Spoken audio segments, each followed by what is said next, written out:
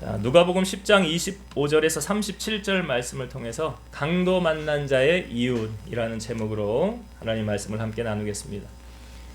오늘 본문은 한 율법 교사가 예수님에게 다가와서 대화하는 내용으로 오늘 본문은 시작이 됩니다.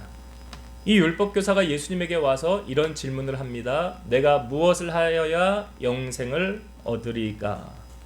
내가 무엇하면 영생을 얻을 수 있습니까? 근데 이 사람의 질문의 의도를 보면 몰라서 질문한 것 같습니까? 다 알면서 질문한 것 같습니까? 다 알아요. 율법 교사라서 다 알면서 주님에게 와서 질문을 하는 거예요. 근데 주님이 그 사람의 마음을 모르십니까? 다 알죠. 그래서 주님이 이 율법 교사에게 오히려 이렇게 질문을 하죠. 율법에 무엇이라 기록되어 있으며 내가 어떻게 읽느냐? 그러니까 율법에서 가르쳐준 대로 이 사람이 대답을 합니다. 우리가 본문을 읽었지만 내 마음을 다하며 힘을 다하며 뜻을 다하며 목숨을 다하여 주 너의 하나님을 사랑하고 또한 내 이웃을 내 자신같이 사랑하라. 예수님이 이 사람의 말을 듣고 그래 네 말이 옳다. 그러면 이를 행하라. 그러면 살리라. 라고 주님 말씀하십니다. 그러니까 율법교사가 예수님에게 자기를 옳게 보이려고 이렇게 또 질문을 합니다. 그러면 내 이웃이 누구입니까? 예수님이 그래서 한 예화를 드는 거죠. 어떤 사람이 예루살렘에서 여리고로 가다가 강도를 만났는데 옷이 벗겨지고 때려가지고 거의 반 죽게 되었다는 거예요. 근데 마침 그 길로 제사장이 지나가다가 이렇게 보고 그냥 지나가고 레위 사람이 보고 그냥 지나갔는데 사마리아 사람이 이 사람을 사마리아 사람이 여행하는 중이었는데 이 사람을 이제 자기 짐승에 태워가지고 주막으로 데리고 가서 이 사람을 좀 돌보아 줘라. 그리고 돈을 주면서 모자라면 내가 다시 돌아오면서 이 비용을 지불할 테니까 이 사람을 좀 돌보아 줘라. 그리고 주님이 이 율법 교사에게 이렇게 질문을 하죠. 네가 보기에 이 세 사람 중에 누가 자비를 베푼 사람이냐? 누가 사랑을 베푼 사람이냐? 그러니까 마지막으로 말한 사마리아 사람이라는 거죠. 그러니까 너도 가서 이와 같이 행하라. 라고 주님이 이 율법 교사와 대화를 나눈 장면이 오늘의 본문의 내용이에요. 여러분, 오늘 본문 속에서 그러면 이 율법 교사가 예수님을 찾아왔단 말이죠. 예수님이 율법 교사를 찾아간 게 아니에요. 그럼 율법 교사는 왜 예수님을 찾아왔을까요? 오늘 성경을 다시 한번 봅시다. 25절 말씀. 이 율법 교사가 예수님을 왜 찾아왔느냐? 25절 제가 읽어볼게요.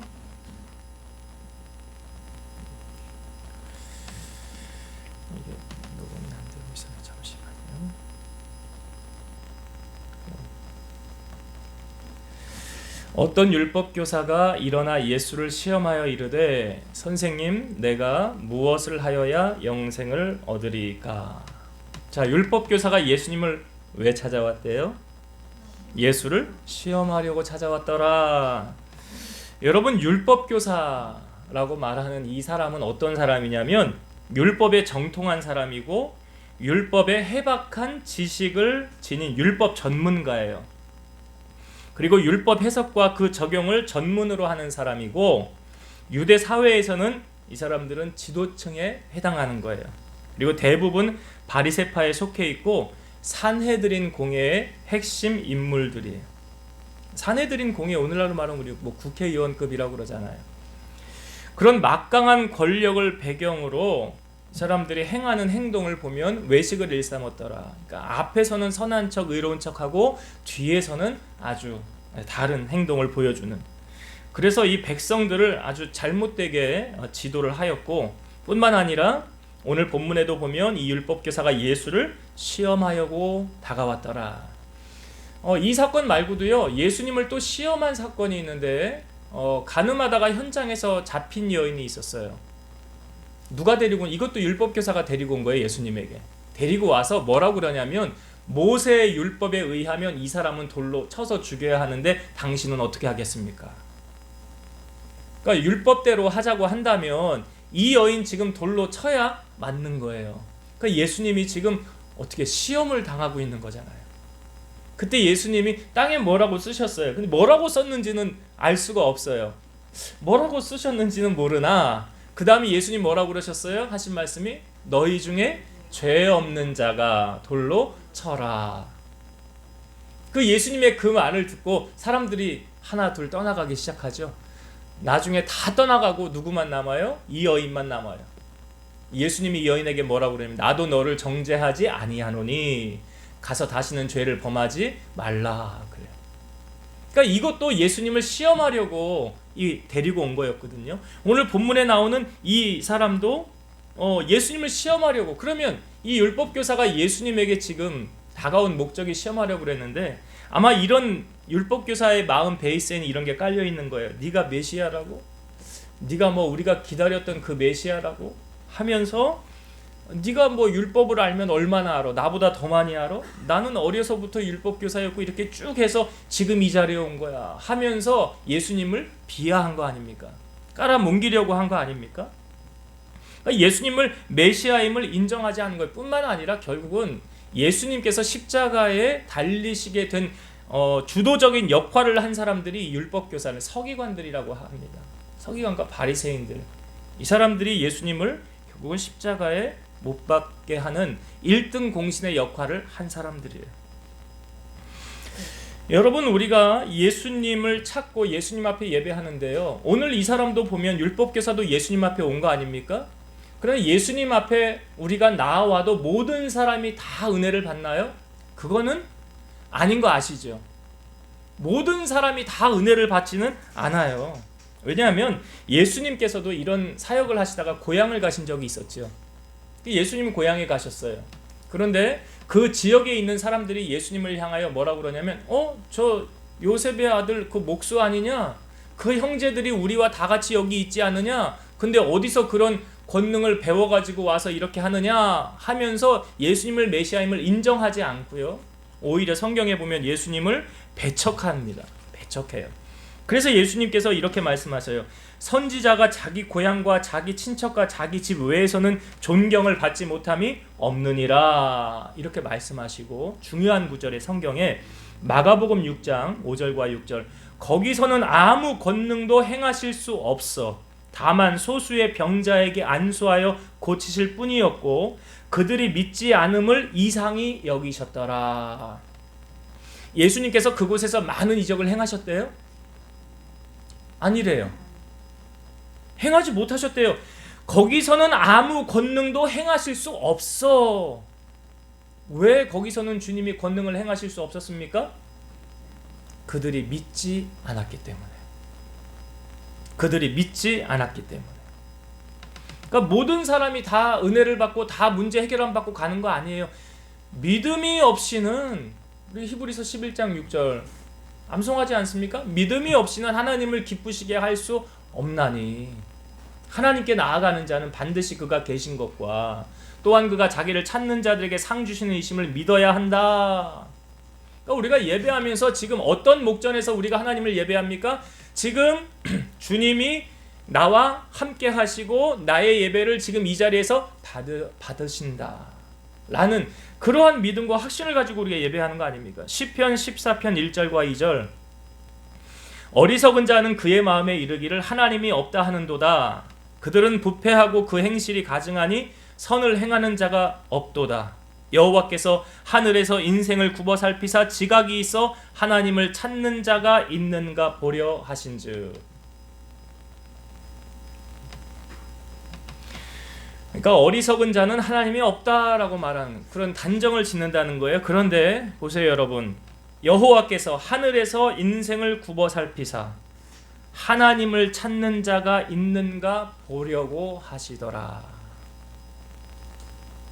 그러니까 사모하는 영혼을 만족함을 주시고 줄인 자에게 좋은 것을 채워주신다는 거예요. 그러니까 우리가 하나님 앞에 나와서 예배할 때도 어떤 마음의 자세로 지금 내가 하나님을 예배하는지 하나님이 그걸 너무나 잘 아신다는 것입니다. 너무나 잘 아신다는 거예요. 자, 이 사람이요, 율법교사가 예수님에게 와서 질문한 내용 보면 무엇 해야 영생을 얻을 수 있습니까? 근데 다 알고 있었죠. 여러분, 신앙생활은 아는 것하고 삶하고는 연결이 되어져야 되는 거예요. 그러니까 많이 안다고 그 말씀대로 살지 않으면 그 삶 속에 하나님의 능력이 나타나지 않습니다. 우리가 하나님의 말씀도 많이 알긴 알아야 돼요. 예, 많이 알아야 돼요. 왜냐하면 많이 알면 많이 깨우치게 되는 거예요. 이런 말 있지 않습니까? 아는 게 힘이다. 무식하면 용감하다 그러는데 하나님의 말씀도 많이 알면 그만큼 많이 깨우치게 되는 거예요. 근데 조심해야 할 것이 뭐냐면 신앙생활하면서 내가 많이 알지만 머리만 커져서는 안 된다는 거예요. 여러분, 하나님의 말씀이 어떤 자에게 나타납니까? 하나님의 역사는요, 그 말씀대로 살려고 하는 자에게 나타나는 거예요.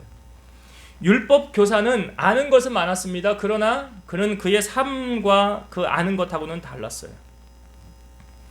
이 율법 교사가 예수님에게 와서 질문을 하고 예수님의 대답에 그러면 내 이웃은 누굽니까? 라고 물어요. 우리 29절의 말씀을 한번 보겠습니다. 29절의 말씀. 그 사람이 자기를 옳게 보이려고 예수께 여짜오되 그러면 내 이웃이 누구니까? 자, 예수님에게 질문한 의도가 뭐래요? 자기를 옳게 보이려고. 자기를 옳게 보이려고 질문했다는 거예요. 그 말은 내 이웃이 누구입니까? 라고 질문할 때 주님에게서 어떠한 대답이 나오기를 원했을까요? 내 이웃은요, 저 세리들하고 죄인들하고는 아주 급이 달라요. 저는 저 사람들하고는 이웃 아니에요.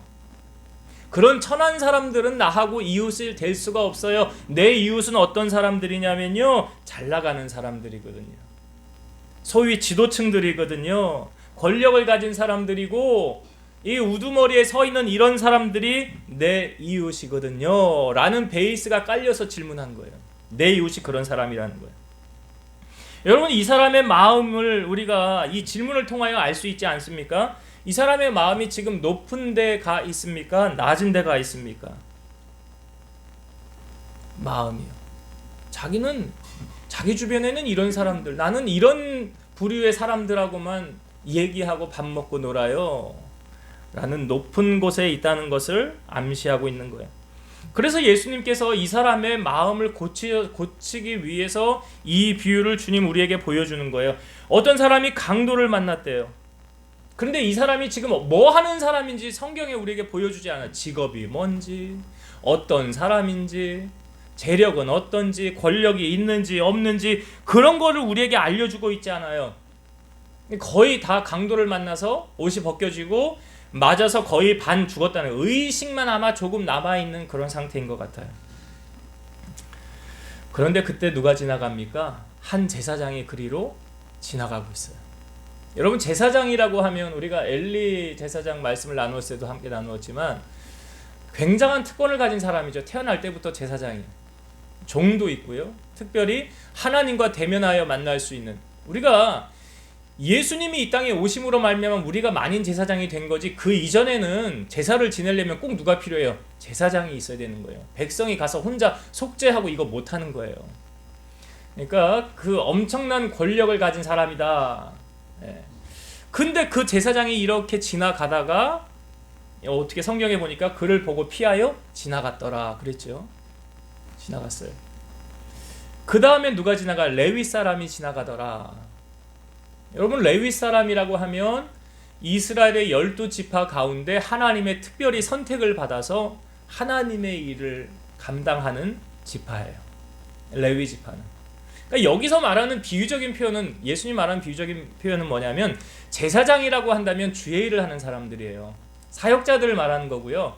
레위인들은 소위 크리스찬이라고 하는 그런 사람들을 말하는 거예요.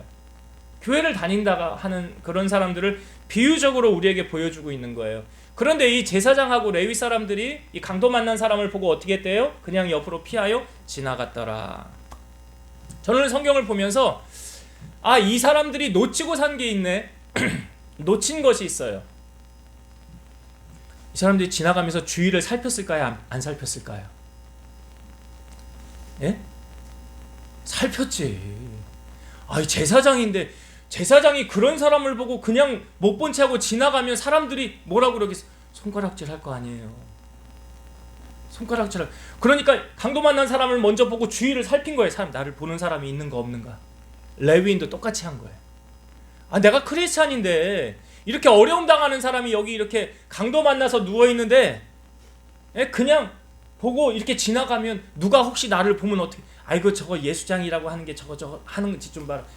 이런 소리 들으면 안 되잖아요. 그러니까 강도 만난 사람을 보고 주위를 분명히 살폈을 거란 말이죠. 누군가 보고 있다고 하면 그냥 지나가면 돼요, 안 돼요? 안 되는 거예요. 근데 마침 아무도 안 보고 있어. 그러니까 그냥 속 지나가. 근데 이 사람들이 한 가지 놓친 사실이 있어요. 사방의 눈은 아무도 나를 보는 사람이 없지만 위에서 나를 보는 분이 계셔야 안 계셔요? 왜 그거는 생각을 못했을까? 네? 하나님이 나를 보고 있다는 것은 왜 생각을 못했을까? 그러니까 이게 왜 이런 현상이 나타나면 여러분 보이는 것을 중요하게 생각하는 사람들의 속성이에요. 이게 보이는 걸로 판단하고. 그러니까 왜 이런 사람들이 있어요? 허세, 장렬 하는 사람들. 차는 외제차 아니면 안 타. 집은 화려한 집 아니면 안 살아. 왜? 사람들이 나 보는 걸로 판단하거든? 보이는 걸로 평가하거든요? 이 세상 사람들이 이걸 이렇게 만들어 버려 놨어요. 하나님은 그렇게 평가하지 않지. 하나님은 외적으로 사람을 판단하지 않잖아요. 근데 세상은 사람을 보이는 것으로 판단하게 바꿔놔 버렸어요. 그러니까 이 사람들이 지금 사람을 의식하고 그냥 지나간 거예요. 주위에 보는 사람 없지? 아이고 그냥 가야 되겠다. 만약 하나님을 의식했다고 한다면 예레미야 17장 9절에서 10절 만물보다 거짓되고 심히 부패한 것은 마음이라 누가 능히 이를 알리오마는 나 여호와는 심장을 살피며 폐부를 시험하고 각각 그의 행위와 그의 행실대로 보응하나니. 하나님은 심장을 살피고 폐부를 시험하고 그의 행위와 행실대로 보응하신다. 잠언 21장 2절 사람의 행위가 자기 보기에는 모두 정직하여도 여호와는 마음을 감찰하시느니라. 그러니까 하나님이 보는 것하고 사람이 보는 것하고 다르죠. 여러분 사람을 의식하면 눈가림만 해요. 근데 하나님을 의식하면 그렇지 않아요. 골로새서 3장 22절 종들아 모든 일에 육신의 상전들에게 순종하되 사람을 기쁘게 하는 자와 같이 눈가림만 하지 말고 오직 주를 두려워하여 성실한 마음으로 하라. 그러니까 그런 사람들 있잖아요. 눈가림만 하는 사람. 그러니까 높은 사람이 있는 데에서만 아주 열심히 일하는 척하고요. 그 사람 없으면 안 보이면 대충 설렁설렁. 그렇게 하지 말래요. 성경에는. 그렇게 하지 말고 눈가림만 하지 말고 오직 주를 두려워하여 성실한 마음으로 하라. 여러분 그 이스라엘의 첫 번째 왕이 사울이었죠. 근데 사울을 패하게 된 배경이 뭐예요? 하나님 말씀에 불순종이었어요. 아말렉을 다 멸하라 그랬는데 사울 왕이 아말렉 전쟁에서 이겼는데 거기 있는 좋은 거 다 가지고 왔어요. 왜 가져왔습니까? 하나님은 멸하라고 그랬잖아요. 근데 사울 왕은 다 가지고 왔어요. 그 왜 그러냐면 백성들의 말을 듣기 위해서. 그러니까 사울이 선택한 건 백성의 말이에요? 하나님의 말씀이에요? 백성의 말을 선택했어요. 그래서 하나님이 버린 거예요. 그리고 나서 하나님의 마음에 맞는 두 번째 왕을 하나님이 예선을 하죠. 예. 그러니까 여호와의 눈이 온 땅을 두루 돌아 전심으로 자기에게 향하는 자 찾는다고 그러셨잖아요. 그러니까 내가 누구를 왕 삼을까 해서 하나님의 초점이 어디를 향하고 있었냐면 이스라엘 백성들 남자들이 하찮게 여기는 양치는 것을 하나님이 주목하여 보십니다. 자, 양치는 거 잘해도 티도 별로 안 나고요. 그 구차한 일이고 하찮은 일이고 그 되게 보면 어떤 사람들이 양치는 거 하냐면 되게 집에서도 좀 못난 사람들 소위 잘 안 알아주는 이게 그러니까 이제 사무엘이 이새의 집에 갔을 때도 다윗이 막내였는데 다윗은 그 예배 자리에 없었고 양치고 있었잖아요. 근데 잘 아셔야 되는 게 여러분, 하나님께서 이스라엘의 왕을 뽑을 때 뭘 보고 뽑았냐면 양치는 거 보고 뽑은 거예요. 너는 양을 어떻게 치냐. 이스라엘 남자들에게 기회를 다 줬던 거예요. 다 줬다고요. 그러니까 하나님은 공평하시지. 아니 왜 다윗에게만 차별 대우하는 거예요? 그게 아니라 이세 아들들에게도 양치는 기회를 한 번씩 다 줬잖아요. 이스라엘의 모든 남자들에게 다 줬잖아요. 그러니까 하나님께서 다윗을 뭐라고 그래? 우리의 양을 취하는 중에서 택하였다 그러잖아요. 그 말이 맞잖아요. 그러니까 다윗이 양을 어떻게 쳤대요? 시편에 보니까 그 손의 공교함과 성실함으로 하였더라. 아무도 안 봐도. 근데 여러분, 다윗이요, 나중에 골리앗 앞에 나아가서 싸우게 된 계기가 어디 있었습니까? 그 사울 왕에게 가서 뭐라고 그래? 내가 양을 칠 때 사자나 곰이 와서 그 양을 빼앗아 가면 그거하고 내가 싸웠다는 거 아니에요? 거기서 이미 스파링 준비되어졌던 거 아닙니까? 다윗이 양치는 곳에서. 그러니까 하나님께서, 하나님의 보는 시각은 사람의 보는 시각하고 많이 다르죠. 아니 어떻게 양치는 거 보고 하나님이 왕을 세울 생각을 하셨을까? 그러니까 눈가림만 하면 그 사람은 어리석게 사는 사람이에요. 그러니까 하나님을 의식하는 사람은 여러분 눈가림만 하지 않아요. 요셉도 형들의 팔았죠. 애굽으로 종살이 하고 있었죠. 근데 보디발이 인정을 받아서 총무일을 시켰잖아요. 그러니까 이 총무일을 하면서 아무도 요셉을 터치 못하는 거예요. 신부는 종이지만 집에서는 2인자, 주인 바로 밑에. 그런데 그 보디발의 아내가 요셉을 유혹하잖아요. 그때 요셉이 뭐라고 말합니까? 내가 어찌 하나님 앞에 득죄하리이까. 우리가 요셉의 이 말을 통해서 요셉의 시각을 알 수 있지 않습니까? 그는 사람의 시각을 두려워하지 않고 사람의 비율을 맞추는 그런 종이 아니었고 하나님의 비율을 맞추는 그런 시각을 가지고 살아왔다는 것을 성경 우리에게 알려주잖아요. 구약시대 인물 가운데 다니엘이라는 사람도 그렇지 않았습니까? 총리의 자리에 있을 때 총리가 3명이었어요. 다니엘을 포함해서 2명의 총리들과 고관들 120명인가요? 이렇게 다 모여가지고 다니엘을 그 자리에서 끌어내리려고 뒷조사를 시킵니다. 여러분 털어서 먼지 안 나는 거 없다고 그러잖아요. 높은 자리에 올라갈수록 유혹이 많습니까? 적습니까? 많지요. 그래서 다니엘 뒷조사 해봐라. 분명히 뭔가 나올 거다. 그래서 뒷조사 시킵니다. 성경에 보면 다니엘에게 아무 허물, 아무 흠도 찾을 수 없었다. 그거 어떻게, 그 높은 자리에 올라가기까지 유혹이 많았을 텐데 어떻게 그런 하나도, 우리가 뭐 사람들 세울 때, 장관 세울 때 청문회 하잖아요. 청문회 하면 거기서 막 드러나가지고 잘리고 말이야 탈락하고 그런 비일비재 하지 않습니까? 근데 다니엘에게 그런 게 없었대요. 허물이 없었대요. 어떻게 그가 가능했을까요? 우리가 다니엘이 이제 사자굴에 들어가기 전에 다른 신에게 기도하면 사자굴에 넣는다고 할 때도 다니엘은 하나님을 향하여 하루에 3번 여전히 기도했다고 그랬죠. 그러니까 다니엘의 시선은 무엇에 꼽혀 있냐면 하나님을 향하여 나아가고 있었어요. 그 시선이 하나님을 바라보고 있었다고요.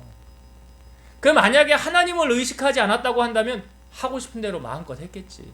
비리 저지르고 내 사리 사욕 챙기고. 그런 다니엘은 그렇게 하지 않았더라. 오늘 여기 보세요. 제사장과 레위 사람이 놓친 게 뭐예요? 신앙생활 잘하는 사람인 줄 알았어. 주일 잘하는 사람인 줄 알았어. 그런데 그게 아니더라는 거죠. 그게 아니에요. 여러분, 참 목사로서 이런 말 하기 참 미안한데 목사라고 다 같은 목사 아닙니다. 장로라고 다 같은 장로 아니에요. 사기치는 장로 얼마나 많은지 몰라요. 집사 권사라고 다 같은 집사 권사 아니에요. 하나님이 인정하는 사람이 있고요. 그냥 타이틀 가지고 그냥 그런 노릇하는 사람이 있어요. 오늘 본문에 나오고 있잖아요. 여기 제사장과 레위 사람, 하나님의 일을 하는 사람, 하나님을 섬기는 사람들, 아니에요. 근데 이런 사람 말고 오늘 본문에 보면 예수님이 한 사람 비유를 듭니다. 사마리아 사람. 그렇죠? 사마리아 사람이 나오죠. 우리가 이 배경을 좀 알아야 돼요. 여러분, 사마리아 사람들이라고 하면 어떤 사람들이냐면 예루살렘 북방 50km, 지중해에서 내륙으로 33km에 있는 팔레스타인 중부 지방의 성읍이에요. 여기는 북이스라엘의 수도였어요. 그러니까 솔로몬 이후로 나라가 둘로 나뉘어진 거 아시죠? 남유다와 북이스라엘인데 북이스라엘의 수도가 바로 사마리아였어요. 근데 이 사마리아가 주전 722년에 아수르에 의해서 멸망을 당하게 됩니다. 그래서 멸망당해서 어떻게 되었냐면 북이스라엘의 지도층이 포로로 끌려가요. 어디로요? 아수르로. 그리고 이 아수르에 있는 사람들이 이곳으로 와서 자리를 잡고 정착을 하며 여기 있는 남아있는 유목민들하고 같이 살아요. 그러면서 혼혈 정책이 이루어지는 거예요. 혼혈 정책. 아수르 사람하고 유다 사람하고 막 결혼하고 살고 막 이러면서 핏줄이 이제 어떻게 된 거예요? 정통성을 잃게 되고 뿐만 아니라 그곳에서 있는 이 신앙도 변질되어지게 된 거예요. 이방 신들도 들어오고 뭐 이러면서 그러니까 신앙의 순수성, 혈통의 정통성을 잃어버리게 된 거예요. 사마리아 사람. 그래서 유다 사람들은 사마리아를 사람 취급을 안 하는 거예요. 같이 대면도 안 하는 거예요. 그렇게 돼버린 거예요. 사마리아 사람들이. 그러니까 예수님 여기 성경에 보면 수가성에서 한 여인을 만나게 되지 않습니까? 그 사마리아 여인에게 물을 달라고 하는 사건이 있었잖아요. 그러니까 이 사마리아 여인이 당신은 유대인인데 왜 나한테 물을 달라고 합니까? 그러잖아요. 유대인이 사마리아 사람하고 상종하지도 않는데 말도 섞지 않는데 그 부분 나중에 다시 시간이 되면 은혜를 나누도록 하고요. 그러니까 지금 이 사마리아 사람을 주님이 등장을 시키시는 거예요. 왜 그렇습니까, 여러분? 사람은요 보이는 것으로 판단해서는 안 되는 거예요. 우리가 요즘 야고보서 말씀에도 우리가 나누고 있지 않습니까? 부자는 너희들을 끌고 가서 업제하고 법정에 세운대요. 그래서 우리가 이 영안을 열어서 그 사람의 속을 볼 수 있는 영적인 사람이 되어야지 육적으로 세상을 판단하고 평가해서는 절대로 안 되는 거예요. 그러니까 이 사마리아 사람이 지금 강도를 보고 어떻게 합니까? 이 일면식도 없는 사람이에요. 모르는 사람이라는 거, 쉽게 말해서. 그렇잖아요. 뭐 하는 사람인지도 모르고. 그런데 이 사람이요 여행하다가 구차하지 않습니까? 나 지금 여행 중인데. 그런데 그냥 지나치지 않고 자기 나귀에 태워요. 그리고 데려갑니다. 왜 이 사람이 이렇게 했는가 보니까 자 33절을 보세요. 33절. 어떤 사마리아 사람은 여행하는 중 거기 이르러 그를 보고 불쌍히 여겨. 여행하는 중이었어요. 그런데 그냥 지나가지 않고 그 강도 만난 사람을 보고 그 마음이 어떻대요? 불쌍히 여겼더라. 불쌍히 여겼더라. 여러분, 이게 누구 마음이냐면 이게 예수님 마음이에요. 히브리서 4장 15절 우리에게 있는 대제사장은 우리의 연약함을 동정하지 못하실 리가 아니요 모든 일에 우리와 똑같이 시험을 받으신 이로되 죄는 없으시니라. 이 사람에게는요 예수님의 마음이 있었어요. 예수님도 연약한 사람을 동정하고 사랑을 베풀어 주셨다는 거 아닙니까? 그런데 이 앞부분에 제사장과 레위인에게는요 예수님의 마음이 보입니까? 안 보입니까? 안 보여요. 너무 신앙생활하면서 여러분들의 삶 속에 예수님의 형상이, 예수님의 모습이 보이지 않는다면 비참한 거예요. 그래서 우리가 말을 해도 어떻게 하래요? 하나님이 말씀하시는 것처럼 하라. 그러니까 우리 안에 무슨 마음을 품으래? 예수의 마음을 품으라고 그러잖아요. 요한일서 3장 18절 자녀들아 우리가 말과 혀로만 사랑하지 말고 행함과 진실함으로 하자. 신앙생활 말로 하는 거 아니래요. 말로 하는 거 아니에요.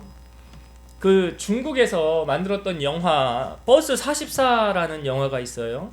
실화를 바탕으로 만든 내용인데 이게 2001년도에서 중국에서 그 있었던 그 사실을 영화한 겁니다. 제가 내용을 잠깐 말씀을 드리면 이 중국에서 어떤 여성 버스 운전기사가 버스를 운행하면서 산을 넘어가고 있는데 그 양아치 2명이 기사에게 달려와서 성희롱을 했대요. 승객들은 모두 모른 척하고 있는데 어떤 중년 남자가 이 양아치들을 말리다가 심하게 얻어맞게 됐대요.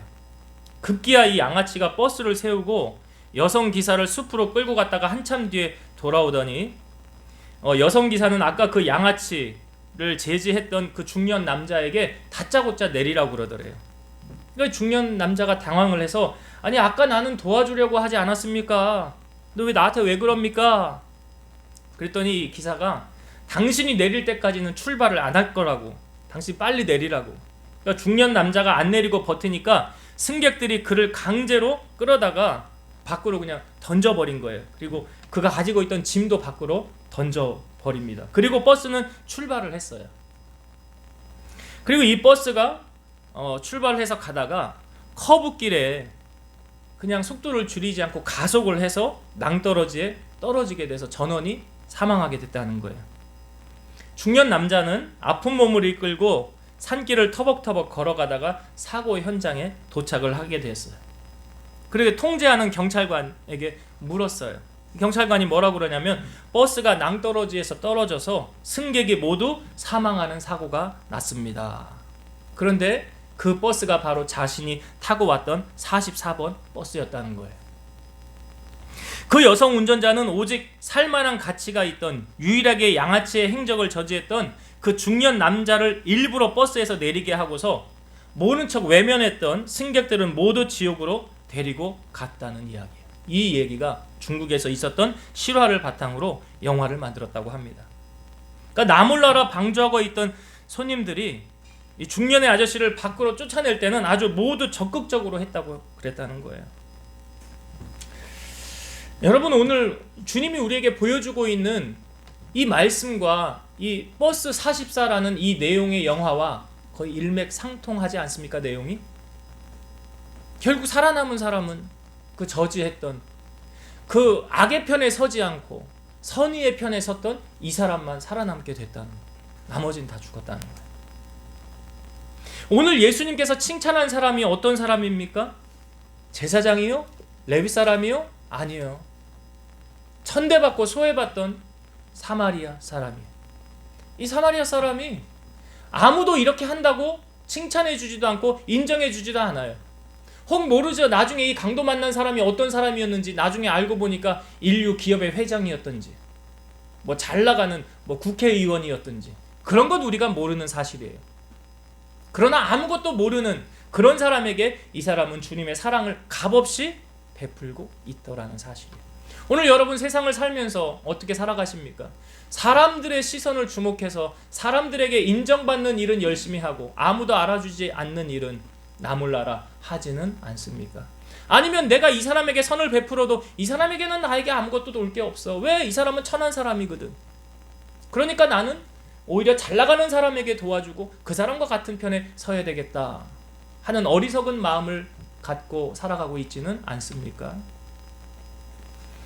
오늘 예수님이 강도 만난 자의 이웃이 누구냐라고 물었을 때 자비를 베푼 사람입니다. 주님이 우리를 세상에 보내실 때 어떻게 살라고 하셨습니까? 빛과 소금의 역할을 감당하라. 너희의 착한 행실을 통해 하늘에 계신 아버지께 영광을 돌리게 하라 그랬어요. 그래서 우리가 어떻게 살아가느냐, 나를 통해서 하나님의 영광이 높아질 수도 있고 가려질 수도 있다는 사실. 오늘 제사장과 레위인, 사마리아 사람, 나는 어느 부류에 속한 사람인가? 라는 것을 여러분 한번 가슴에 새기면서 주님께 칭찬받는 여러분 되었으면 합니다. 자, 이제 말씀을 정리하고 마치겠습니다. 오늘 이 율법 교사가 예수님 앞에 나왔던 의도가 뭐래요? 예수님을 시험하려고 나왔더래요. 여러분, 우리는 혹 교회를 나올 때 어떤 마음으로 나오십니까? 아휴, 하는 수 없이, 어쩔 수 없이 안 가면 눈치 보이니까. 그런 성도는 여긴 없다고 생각해요. 내가 어떻게 하면 하나님 기쁘시게 할까? 내가 어떻게 하면 주님의 영광을 높일까? 내가 어떻게 하면 주님을 만나고 내 문제 해결함 받을까? 이런 마음으로 우리 성도들이 주의 제단을 찾아오는 것이 아닐까? 그러니까 오늘 바리새인 율법교사와 같은 마음을 우리는 제거해야 주님의 큰 은혜를 받을 수 있다는 것. 자, 그리고 이 사람이요, 예수님에게 질문했죠. 어떻게 하면 영생 얻습니까? 다 알아요, 몰라요? 알고 질문한 거예요. 알고 질문한 거예요. 여러분 신앙생활 내가 아는 대로 실천하고 살아가고 있습니까? 아는 것하고요 삶하고 연결이 돼야 되는 거예요. 왜 중요합니까? 예수님께서 산성수훈 마지막 부분의 말씀, 요즘 계속 저에게 주님이 이 말씀을 주세요. 지혜로운 건축자와 어리석은 건축자 차이가 뭐래요? 말씀을 듣고 순종하며 지키는 사람은 반석 위에 집을 지은 사람이고, 말씀을 듣고 알아요. 알기는 아는데 말씀대로 살지는 않아요. 그러면 모래 위에 집 지은 사람이다. 어디에 우리가 집을 짓고 살아가야 되느냐? 그러니까 조금만 알면 조금만 아는 대로 말씀대로 사시고, 많이 알고 많이 깨우쳤으면 그 많이 아는 대로 사시면 되는 거 아닙니까? 내게 알려주신 만큼 살면 되는 거예요. 그래서 너도 이렇게 행하라 그러셨잖아요. 너도 이렇게 살아라. 그렇게 우리가 살아가야 된다는 거. 자, 그리고 이 사마리아 사람이 이 사람을 도와주게 된 것이 오늘 말씀 보았지만 불쌍히 여겨 누구 마음? 예수님 마음. 우리 안에 주님의 마음이 있습니까? 작년에 우리 표가 그거잖아요. 예수님의 마음을 담자. 그죠? 네. 주님의 마음 품고 있는가 내가 예수님의 마음을 내 안에 품고 있다고 한다면 연약한 사람, 어려운 사람 보고 그냥 지나치지 않습니다. 이 제사장과 레위인처럼. 그렇게 살지 않아요. 하나님의 사랑이 내 안에 충만하면. 그래서 우리가 예수님을 닮아가는 그런 삶을 살아가야 되고, 마지막으로 우리가 이 사람 사마리아 사람이 아무 조건 없이 대가 없이 행하였죠. 성경은 분명히 말합니다. 우리가 선을 행하되 낙심하지 말지니 포기하지 아니하면 때가 이르매. 그러니까 콩 심은 데 뭐나요? 팥 심은 데 뭐나요? 내가 선을 심으면 선을 거두고 악을 심으면 악을 거두는 거지. 그러니까 다 심은 대로 행한 대로 거두는 거예요. 공짜 없어요. 그거 아시고 나는 하나님 앞에 선한 행실로 아름다운 덕을 쌓아서 하나님께로부터 칭찬받고 상급받고 살아가는 우리 성도님들 다 되시기를 주의 이름으로 축원드립니다. 기도하시겠습니다. 살아계셔서 역사하시는 아버지 하나님 감사합니다. 오늘 주님께서 우리에게 한 율법 교사가 주님을 시험하러 왔지만 주님 바른 진리로 알려주셨습니다. 혹 우리가 바로 알고 있었는데 그 아는 것을 삶으로 혹 실천하며 살아오지는 않았는지, 또 잘못 살고 있지는 않았는지 오늘 말씀을 돌이키면서 지혜로운 건축자가 다 되는 우리 성도를 되게 하시고, 주님의 그 선한 마음 우리 안에 부어주셔서 말과 혀로만 사랑하는 것이 아니라 행함과 진실함으로 주님의 사랑을 나타내고 선한 빛을 비춤으로 하나님께 영광을 돌리고 살아가는 우리 성도들이 다 되게 하옵소서. 예수님의 이름으로 기도드리옵나이다. 아멘.